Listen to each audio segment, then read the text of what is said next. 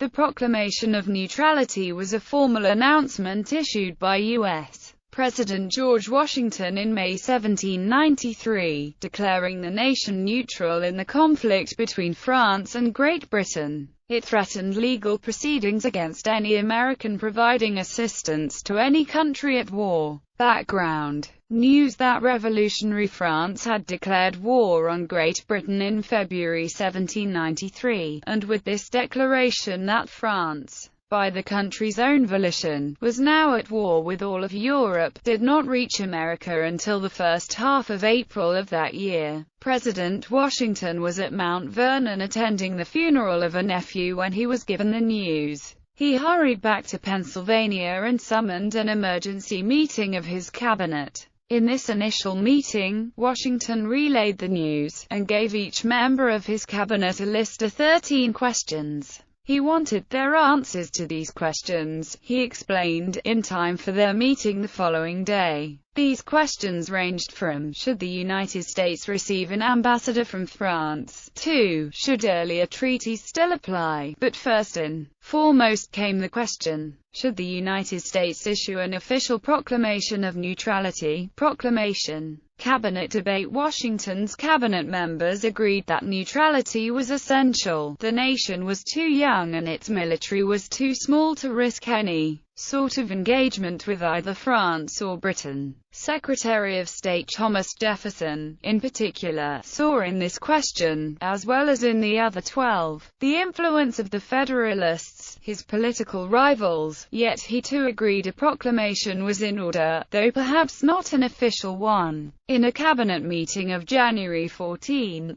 Thomas Jefferson argued that while neutrality was a sine qua non, there was no real need to make a proclamation of neutrality either immediately or even officially. Perhaps there might be no need for an official declaration at all. The United States could declare its neutrality for a price, Jefferson intimated. Why not stall and make countries bid for American neutrality? In response, Secretary of the Treasury Alexander Hamilton declared that American neutrality was not negotiable. Jefferson eventually resigned from his duty as Secretary of State in disagreement with the Proclamation of Neutrality. Declaration by the President of the United States of America. A proclamation whereas it appears that a state of war exists between Austria, Prussia, Sardinia, Great Britain, and the United Netherlands of the one part and France on the other, and the duty and interest of the United States require that they should with sincerity and good faith adopt and pursue a conduct friendly and impartial toward the belligerent powers. I have therefore thought fit by these presents to declare the disposition of the United States to observe the conduct aforesaid toward those powers, respectively,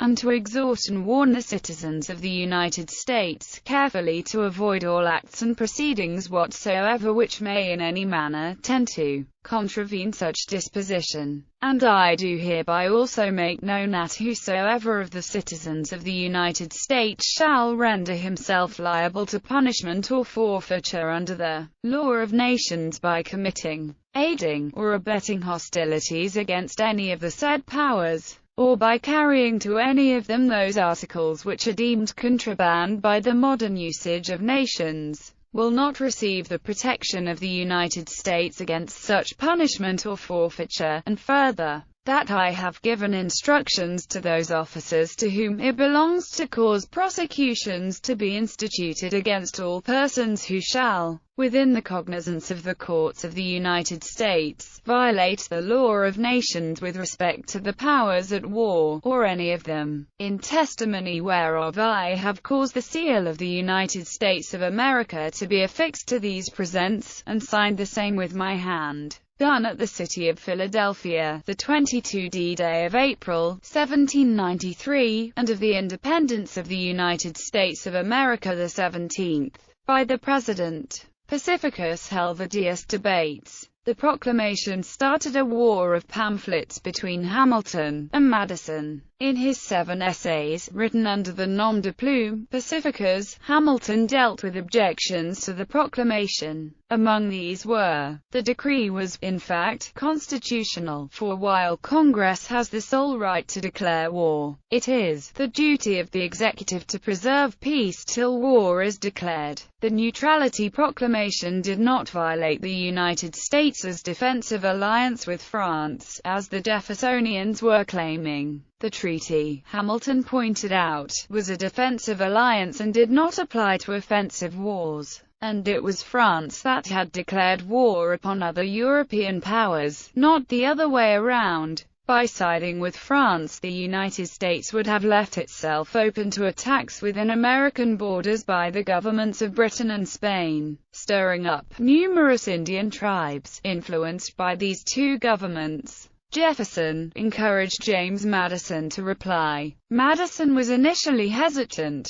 From his Virginia plantation, he offered Jefferson excuses as to why he could not write a reply, including that he didn't have the necessary books and papers to refute Pacificus, that the summer heat was oppressive, and that he had many house guests who were wearing out their welcome. Ultimately Madison agreed to Jefferson's request, though afterwards he wrote to him, "I have forced myself into the task of a reply. I can truly say I find it the most grating one I have ever experienced." Writing under the name of Helvidius, Madison's 5 essays showed the animosity that had evolved with the two political factions. He attacked Federalists, and Hamilton in particular, and anyone who supported the Neutrality Proclamation as secret monarchists, declaring several features with the signature of Pacificus were, as of late, published, which have been read with singular pleasure and applause by the foreigners and degenerate citizens among us,